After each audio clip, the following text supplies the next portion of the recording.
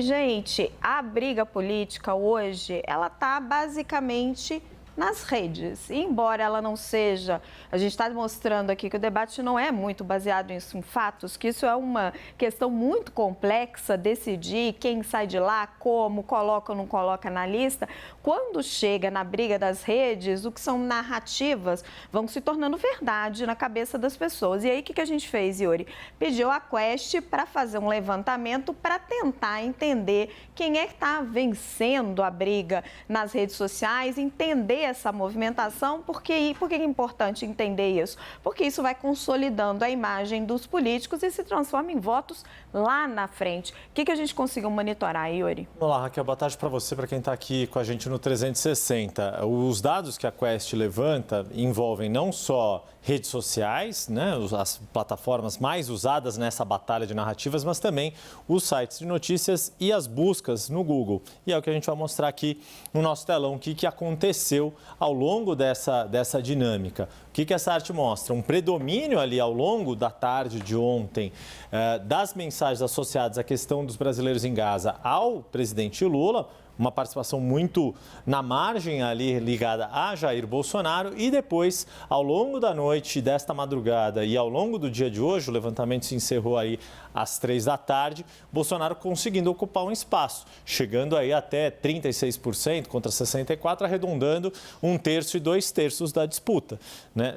Baseada nos fatos, como você disse, Bolsonaro conseguiu pegar um espaço dessa narrativa, embora, como a gente ouviu do secretário Augusto de Arruda Botelho, como você explicou junto com Lorival Santana e Jussara Soares, há todo um esforço da diplomacia brasileira, do Itamaraty, uma instituição de Estado. Conversei também mais cedo com o Manuel Fernandes da Bytes, que também é outra empresa que faz monitoramento de redes, e como é esta dinâmica.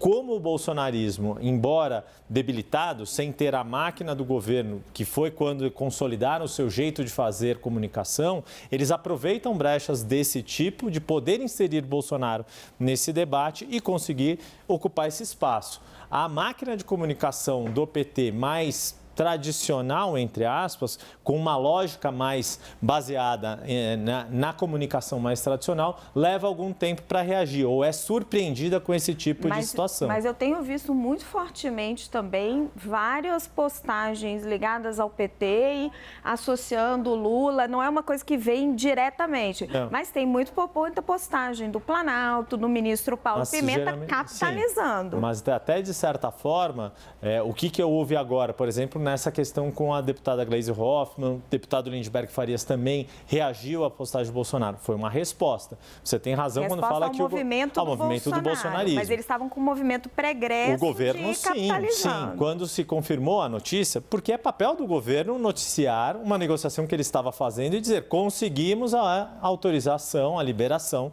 dos brasileiros que estamos tentando repatriar.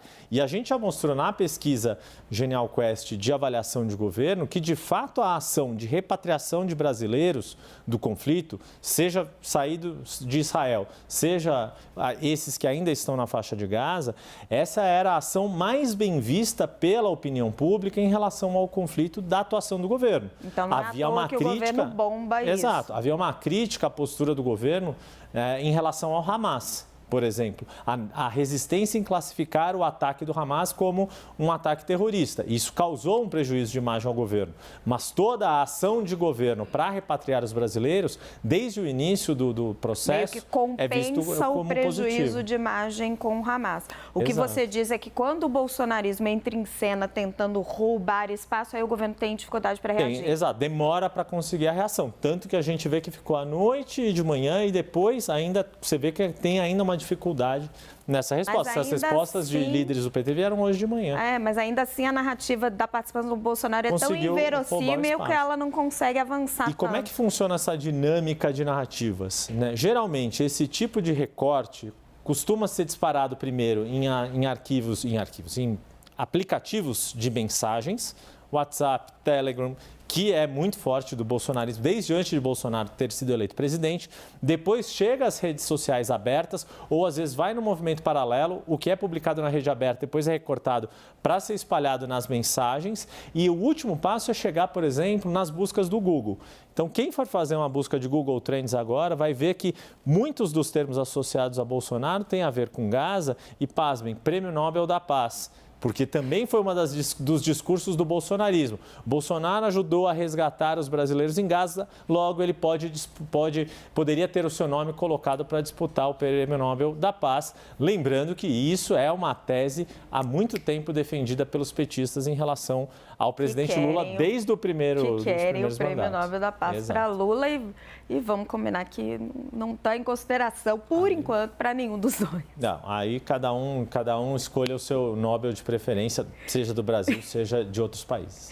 Enfim, Yuri, super obrigada pela explicação, por todo esse panorama. Gente,